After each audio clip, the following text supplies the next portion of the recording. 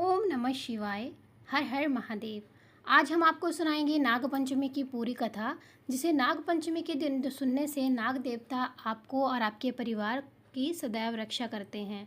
आपसे प्रार्थना है कि कथा को पूरा अवश्य सुनिएगा, क्योंकि अधूरी कथा सुनने से दोष लगता है।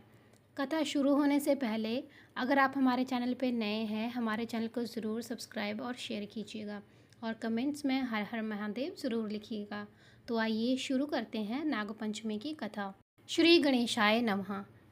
प्राचीन काल में एक सेठ जी के 7 पुत्र थे। उनके 7 पुत्रों के विवाह हो चुके थे।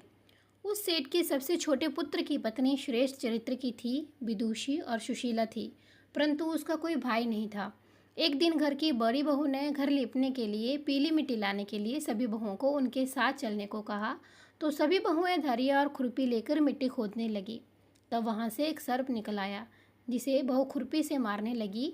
ये देख के छोटी बहू ने बड़ी बहू को रोकते हुए कहा, इसे का अंत मत करो, इस बेचारे को मत मारो, ये निरपराध है। ये सुनकर बड़ी बहू उस सांप पर प्रहार करने बंद कर दिए और वह सांप एक ओर जाकर बैठ गया। तब छोटी बहू ने उस सांप से कहा, हम सब अभी लौट कर आते हैं, तुम यहाँ से जाना मत। यह कहकर वह सबके साथ मिट्टी लेकर घर चली गई। वहाँ काम काज में फंसकर सर्प से जो वादा किया था उसे वह भूल गई। छोटी बहू को दूसरे दिन वो बात याद आई, तो वह सबके साथ लेकर वहाँ पे पहुँची। सर्प को उसी स्थान पर बैठा देखकर बोली, सर्प भैया नमस्कार। सर्प ने कहा, तू भैया कह चुकी है, इसलिए तुझे छोड़ देता हूँ, नहीं तो झूठी बात और झूठी वादा करने के कारण मैं तुझे अभी डस लेता। इस पर छोटी बहू बोली, भैया मुझसे भूल हो गई, मैं आपसे उसकी क्षमा मांगती हूँ। तो सर्प बोला, आज से मेरी बहन हुई और तेरा भाई हुआ, तुझे जो मांगना है मांग ले।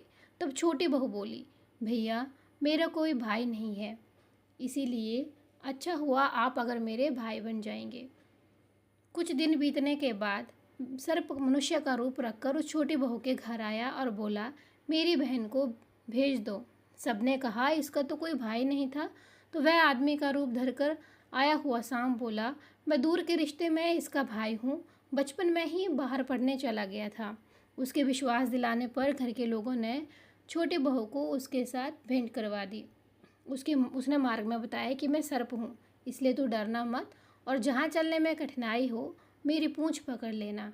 छोटी बहू ने सांप के कहे अनुसार ही सब कुछ किया। इस प्रकार वो उस सांप के घर पहुँच गई। वहाँ के असीम धन ऐश्वर्य को देखकर छोटी बहू तो चकित हो गई। एक दिन सर्प की माता ने छोटी बहू से कहा, मैं एक काम से बाहर जा रही हूँ, तो अपने भाई को ठंडा दूध पिला देना। पर छोटी बहू को यह बात ठीक से ध्यान में नहीं रही और उसने अपने सर्प भाई को गर्मा गर्म दूध पिला दिया, जिससे उस सांप का मुख जल गया। यह देखकर जब सर्प की माता लौटी तो छोटी बहू पर क्रोधित हो गई, परंतु सर्प के समझाने पर वह शांत हो गई। तब सर्प ने छोटी बहन को उसके घर भेजना चाहा, इसलिए उसने कहा कि अब इसे इसके घर भेजना चाहिए। सर्प और उसके पिता ने उसे बहुत सा सोना, चांदी, हीरे, जवाहरात, आभूषण आदि देकर उसके ससुराल पहुंचा दिया। इतना ढेर सारा धन देखकर बड़ी बहू ने छोटी बहू से ईर्ष्या से कहा, भाई तो बड़ा धनवान है तुम्हारा, तुझे तो उसने और भी अधिक धन लाना चाहिए। सर्प ने यह वचन सुना तो सब वस्तुएं सोने की लाकर अपनी छोटी बहन को दे दी।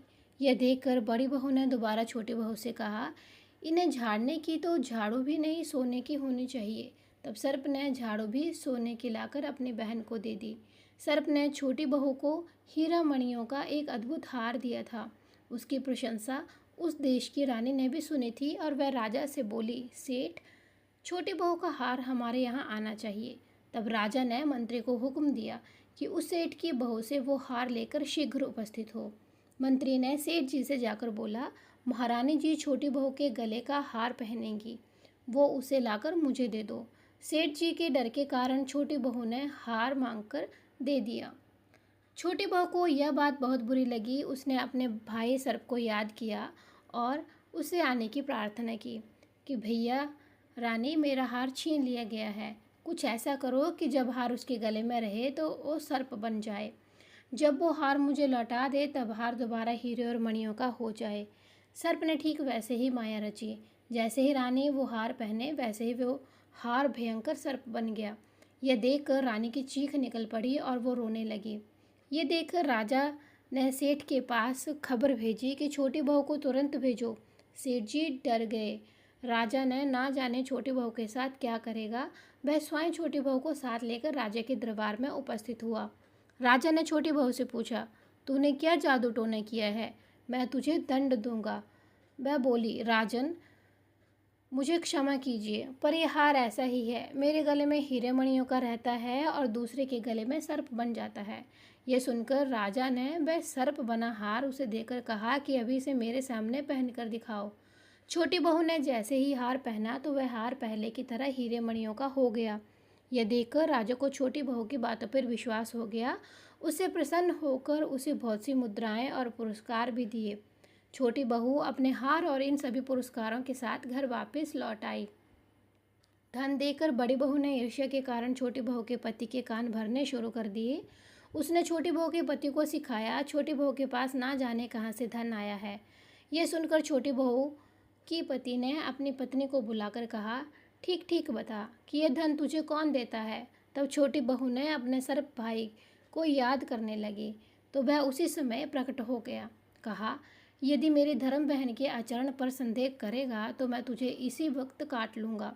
ये सुनकर छोटी बहू का पति बहुत प्रसन्न हुआ और उसने सर्प देवता को बड़े ही आदर सत्कार से उनका स्वागत किया। उसी दिन नाग पंचमी का त्यौहार मनाया जाता है और सभी स्त्रियां सर्प को भाई मानकर उसकी पूजा करती हैं। तो बोलिए नाग देवता की जय। अब सुनिए कि नाग पंचमी का क्या महत्व है, जिसे सुने बिना नाग पंचमी की कथा पूरी नहीं मानी जाती है। नाग पंचमी का ये त्यौहार हमारी संस्कृति और भारतीय परंपरा से जुड़ा हुआ है। नागों के साथ जहाँ तमाम रहस्य जुड़े हैं, वहीं ये जीवन की रक्षा करने वाले भी माने जाते हैं। यह आपके परिवार संपदा की सदा रक्षा करने का यदि वचन दे तो उसकी सदैव रक्षा करते हैं। नागपंचमी पर विधिवत पूजन करने से नाग देवता की कृपा मिलती है। नागपंचमी की एक पौराणिक कथा के अनुसार महाभारत के काल में पांडवों में से अर्जुन के पौत्र राजा परीक्षित के पुत्र जन्मेजय नागों से बदला लेने के लिए और उनके वंश का समूल नाश करने के लिए एक बड़ा सा यज्ञ किया था, क्योंकि तक्षक नाम के नाग के डसने से वह ही जन्मेजय के पिता राजा परीक्षित के प्राण निकले थे।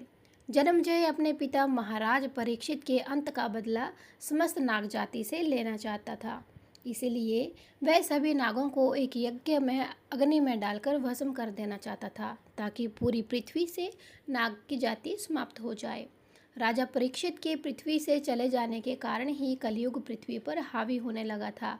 इस बात का भी जन्मेजय में अत्यधिक क्रोध था। जन्मेजय के इस यज्ञ को ऋषि जरत्कारों के पुत्र आस्तिक मुनि ने आकर रोका था और सभी नागों के समस्त वंश की रक्षा उन्होंने की थी। जिस दिन आस्तिक मुनि ने सभी सांपों को यज्ञ में भस्म होने से बचाया था, उनकी रक्षा की थी, वह दिन सावन की पंचमी तिथि का माना जाता है। सांपों को यज्ञ की अग्नि से बचाने के बाद उनकी देह बहुत ज़्यादा गर्म हो चुकी थी और वे लगभग जलने वाले थे। शरीर को शीतलता प्रदान करने के लिए आस्तिक मुनि ने सभी सांपों के शरीर पर दूध की धार डाली थी। तब से नागों ने आस्तिक मुनि से कहा कि पंचमी की तिथि को जो भी उनकी पूजा करेगा उसे कभी भी नागों के डसने का भय नहीं रहेगा। तभी से श्रावण मास की शुक्ल पक्ष की पंचमी तिथि को नाग देवता के रूप में माना जाता है और नाग पंचमी मनाई जाती है। और इस दिन नाग देवता को शीतलता प्रदान करने के लिए उन्हें दूध समर्पित किया जाता है। तो ये थी हमारी आज की कहानी नागपंचमी की, और इसका क्या महत्व है इसके बारे में आज हमने आपको वीडियो में बताया। अगर आपको यह कथा पसंद आई हो तो इसे ज़रूर शेयर कीजिएगा और ऐसे ही जानकारियाँ व्रत कथाओं के लिए हमारे चैनल को ज़रूर सब्सक्राइब कीजिए। मिलते हैं एक नए धार्मिक कथा के साथ, तब तक के लिए हर हर महादेव। नाग देवता की जय।